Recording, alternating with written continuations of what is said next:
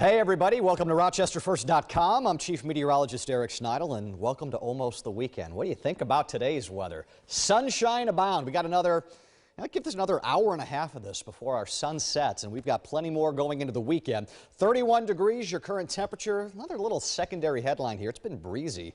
Most of the afternoon, we've had winds gusting out of the southwest as high as 30 miles an hour. That'll take that 31 and drop your wind chills down in the upper teens. So the sunshine looks warm, but not all that effective in keeping us warm, at least not yet. That will change going into the weekend. Satellite and radar, whole lot of nothing. That's the way we like it heading into Saturday.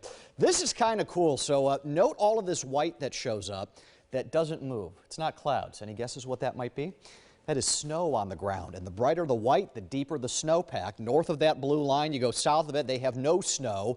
And you're not going to have any snow for the next couple of days. This is what high pressure does, and this is just remarkable. 2/3 of the United States are sunny right now, and it's all because of the same weather maker, that big high pressure area that has led to such a nice day and such a nice weekend coming our way. Snowiest city title. Well, we still got this. It's a two-horse race at this point.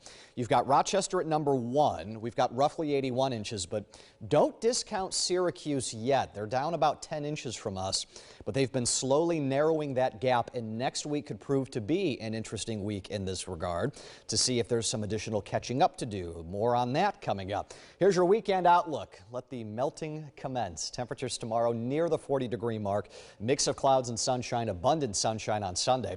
That will end up getting us at least into the mid-40s, so it is going to be plenty warm this weekend. But between those 2 days, Sunday is arguably the nicer one just because you have some of that warmer air. Here's how Futurecast sees this, and you noticed I mentioned mix of clouds and sun tomorrow. Lakeshore areas especially, you may have some patchy cloud cover around. The farther inland you go, it's all sunny skies, and we all go back to that heading into the day on Sunday. So when is your next storm system going to arrive? Well, we know it's going to get interesting next week, and here's why we suspect that. There's a lot going on this map here.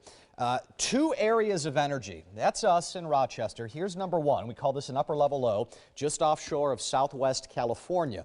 Number 2 is just south of the Aleutian Islands, so it's a long, long way away here. But these 2 are likely going to combine forces going into the middle part of next week.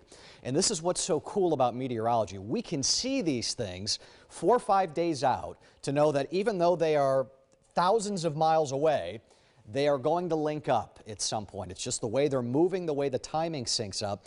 And typically when you see that, when we get these phasing of storm systems, you get some big storms that form out of that. So the exact track of that bigger storm will dictate whether we just get a lot of rain or whether we might be talking a lot of snow or perhaps even a bit of both. That's on the table too. None of that though this evening. Temperatures in the 20s for your Friday evening. If you're headed out, no weather worries. We'll kind of hedge our bets here going into next week. I think late Monday is when the precip chances begin. Tuesday, Wednesday, Thursday, really anywhere in that time period. Lots of things still in play, lots of options still on the table. We'll be buttoning this forecast up as we head into the weekend.